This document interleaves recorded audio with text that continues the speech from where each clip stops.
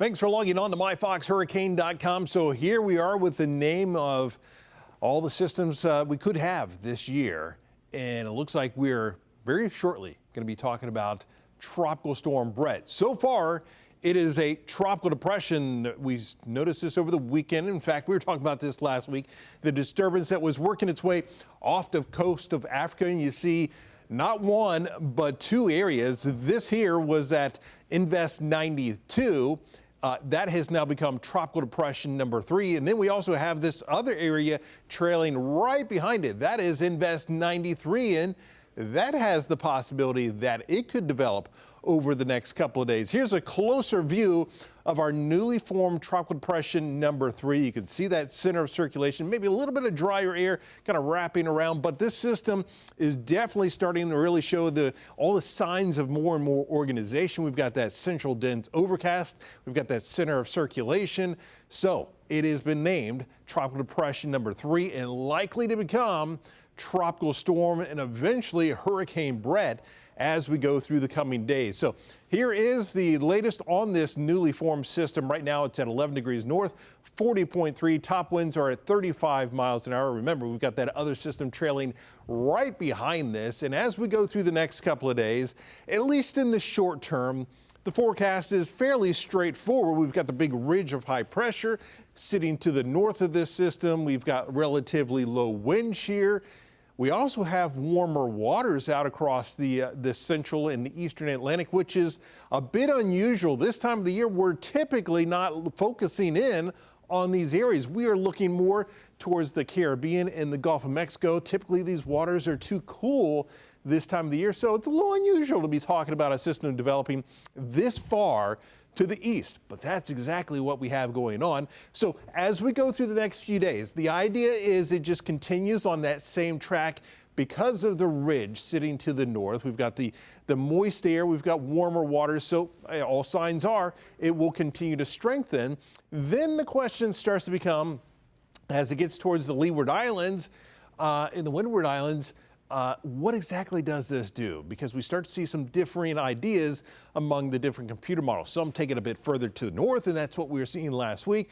Now we're starting to see a few more models taking it a bit further to the south. If it goes to the south, remember, we've had a lot of strong wind shear over the past several weeks across the Caribbean. Does that continue, or does that wind shear across the Caribbean start to weaken? So we've got a lot of questions as we go through the next several days. So here's all the different computer models you can see. We kind of have two different camps. You can see this cluster of models that goes more towards the north, and then you see a cluster of models that stays further to the south. And with either one of these scenarios, then the question also becomes, what kind of strengthening or what kind of situation do we have as this system gets farther on towards the west?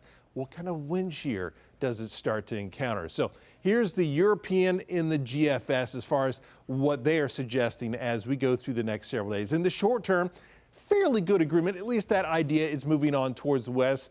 It looks like the European a bit faster, but notice what happens as we go towards the weekend.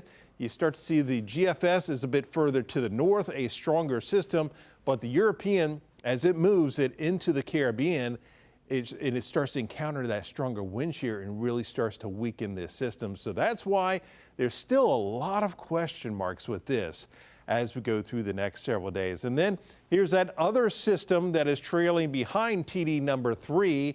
And you look at the models as we go through the next few days, same idea. In the short term, you have that westerly track, but then the idea is it starts to turn more towards the north and the west. How quickly? Does it turn quicker, or does it trail a bit closer to the islands as we head towards the weekend and into next week? So there'll be some questions with that one as well. Quick look at the Fox model to see what we have going on with this.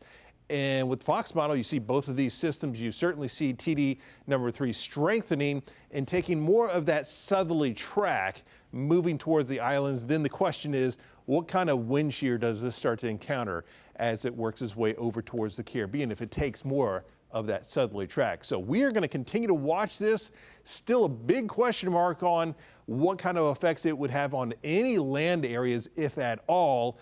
and still way too early to even suggest that we would have anything developing or any conditions that we would see here in the U.S. At this point, none of the models even indicate that there would be any effects over the U.S. It looks like it either weakens or turns more out over open waters. But we'll keep you updated right here on myfoxhurricane.com.